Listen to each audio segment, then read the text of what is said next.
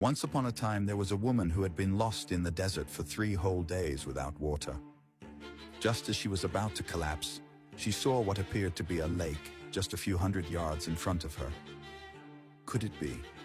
Or is it just a mirage? She thought to herself. With the last bit of strength she could muster, she staggered toward the lake and quickly learned that her prayers had been answered. It was no mirage.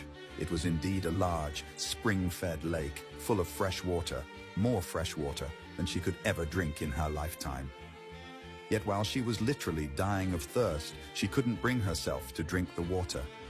She simply stood by the water's edge and stared down at it.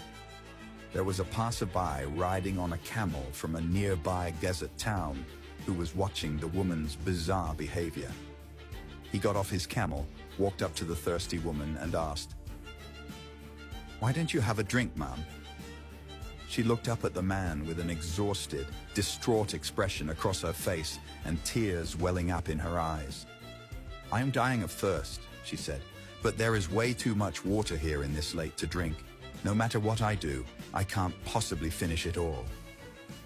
The passerby smiled, bent down, scooped some water up with his hands, lifted it to the woman's mouth and said, "Ma'am, your opportunity right now, and as you move forward throughout the rest of your life, is to understand that you don't have to drink the whole lake to quench your thirst.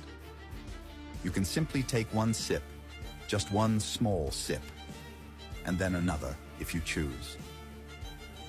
Focus only on the mouthful in front of you, and all your anxiety, fear, and overwhelm about the rest will gradually fade."